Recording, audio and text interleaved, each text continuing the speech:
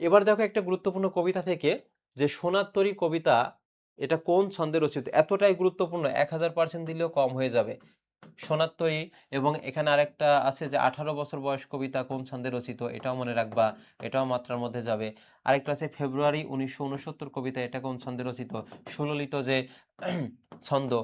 এখান থেকে আবার অন্য ক্যাটাগরি প্রশ্ন আসতে পারে যে সোনার তরী এটা প্রতীকী বা রূপক আশ্রিত কবিতা, সোনার তরী এটা কিসের প্রতীক? তিনটা বিষয় মনে রাখবা। একটা হচ্ছে দেখো, এটা অপশনে থাকতে পারে জগৎ সংসার, জগৎ সংসার থাকতে পারে যেহেতু এটা প্রতীক কবিতা। তারপর থাকতে পারে প্রবহমান সময়, প্রবহমান সময় থাকতে পারে।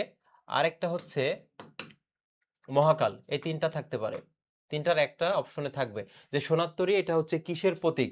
সেক্ষেত্রে দেখো জগৎ সংসার, প্রবহমান সময়, মহাকাল।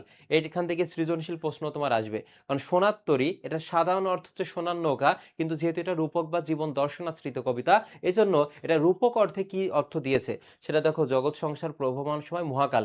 এই যে আমরা এখানে বলা হয়েছে নদীর এপার, নদীর এপার দ্বারা মৃত্যুর পূর্ববর্তী জীবনকে বলা হয়েছে, আর নদীর ওই পার দ্বারা মৃত্যুর পরবর্তী জীবন পরকালকে বোঝানো হয়েছে। এখানে আরেকটা যে মূল থিম সেটা হচ্ছে মহাকাল ও মানুষ। অর্থাৎ তুমি যদি ভালো কাজ করে যাও তাহলে তুমি কৃতকর্মের যে ফলটা পাবে ভালো, এবং খারাপ কাজ করলে তো আলটিমেটলি তুমি খারাপ ফলই পাবে। এটাই বলা হয়েছে এই সোনার তরী কবিতায়। এবং এইখান থেকে আরো যে প্রশ্নগুলো আসে যে ছোট ক্ষেত বলতে কি বোঝানো হয়েছে, ছোট ক্ষেত সেটি হবে দেখো, ছোট ক্ষেত দ্বারা পৃথিবী বা দুনিয়াবি যে জীবনকে সেটা বলা হয়েছে, পৃথিবী বা দুনিয়াবি জীবন। গত বছর যশোর বোর্ডে এসেছিল যে বাঁকা জল কিসের প্রতীক, এটা এবারও কোনো না কোনো বোর্ডে কমন পাবাই, যে সোনার তরী কবিতায় বাঁকা জল কিসের প্রতীক। দুইটা, একটা হচ্ছে দেখো থাকতে পারে অনন্ত কাল স্রোত, অনন্ত কাল স্রোত, বা আরেকটা হচ্ছে প্রতিকূল অবস্থা, বন্যার সময় কিন্তু প্রতিকূল অবস্থার সৃষ্টি হয়। অনুকূল হচ্ছে পজিটিভ আমাদের সাথে, সেটা আমাদের পক্ষে। এটা দেখো অনন্ত কালস্রোত বা প্রতিকূল অবস্থা। যদি বলে সোনার তরী কবিতায় মাঝি কিসের প্রতীক, সোনার তরী কবিতায় মাঝি হচ্ছে নির্মোহ মহাকাল, নির্মোহ মহাকালের প্রতীক। এরপরে যদি বলে সোনার তরী কবিতার মূল ভাব বস্তুগত বিষয় কি, সেক্ষেত্রে হবে দুইটা, একটা হচ্ছে মহাকাল ও মানুষ, মহাকাল ও মানুষ।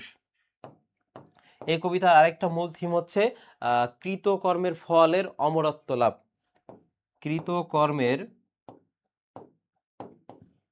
কৃতকর্ম ফলের অমরতা। মানে মানুষ মারা গেলেও তার যে ভালো কাজ যদি করে যায়, কোনো একটা মসজিদ নির্মাণ করে যায়, বৃক্ষরোপণ করে যায়, তাহলে ওইগুলো মানুষ ভোগ করবে এবং তার জন্য দোয়া করবে, এটাই। অর্থাৎ তার যে কৃতকর্মগুলো থাকে সেগুলো মানুষ মনে রাখে। তারপরে দেখো পরের প্রশ্নটি, তাহলে এখানে কি হবে, এটা হচ্ছে মাত্রা বৃত্ত ছন্দে রচিত, মাত্রা বৃত্ত ছন্দে রচিত। তরু ছায়ামসী মাখা, এটা দিয়ে তোমার শব্দ অর্থ জানতে চাইতে পারে। তরু ছায়ামসী মাখা, গ্রামখানি কোথায় আঁকা, দেখো এটা পরপারে, গ্রামখানি মেঘে ঢাকা, এটাও কিন্তু বলা হয়ে থাকে।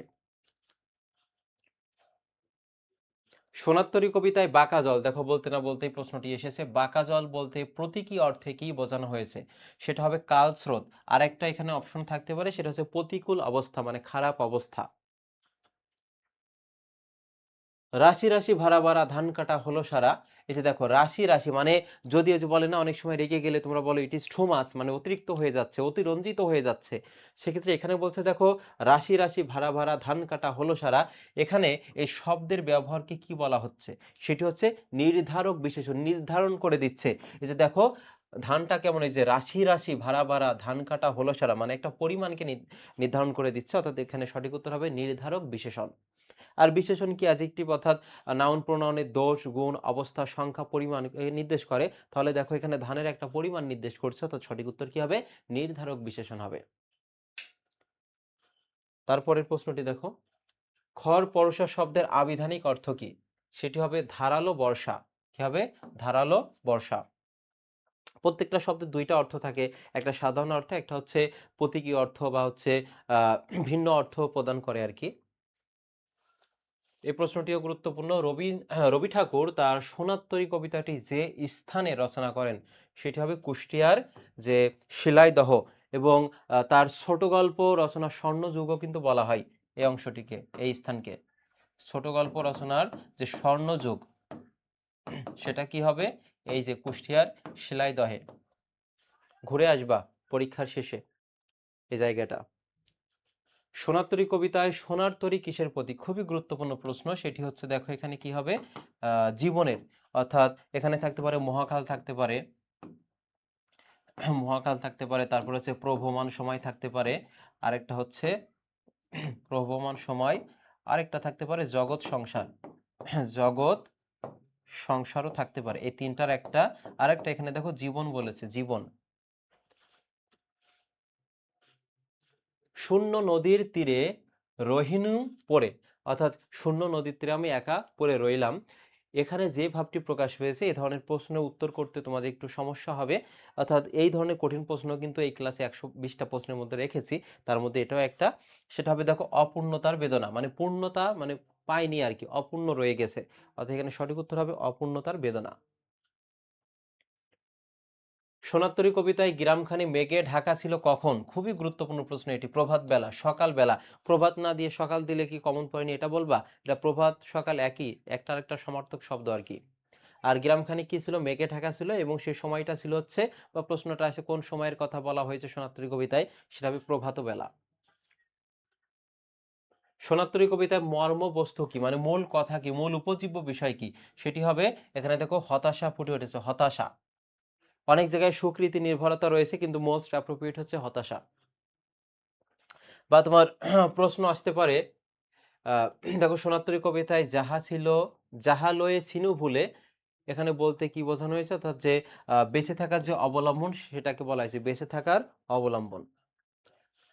সোনার কবিতায় ছোট সে তরী বলতে কি বুঝিয়েছে? মহাকালের পরিধিকে, মহাকালের, অর্থাৎ আমাদের দুনিয়াবী যে জীবন সেটা যে সংক্ষিপ্ত, তাকে ইঙ্গিত করা হয়েছে, মহাকালের পরিধি। সোনার কবিতায় মহাকালের প্রতীক কোনটি? অর্থাৎ মহাকালের প্রতীক এখানে মাঝিকে বলা হয়েছে, মাঝি, নির্মোহ মহাকাল। সোনার কবিতায় আমি একেলা বলতে এখানে কাকে বোঝানো হয়েছে? নিঃসঙ্গ কবিকে, নিঃসঙ্গ কবি। রবীন্দ্রনাথের সোনার কবিতায় তরীটি কিসে বোঝায়? সেটা দেখো সঠিক উত্তর সোনার ধানে। কিসে বোঝায়? সোনার ধানে।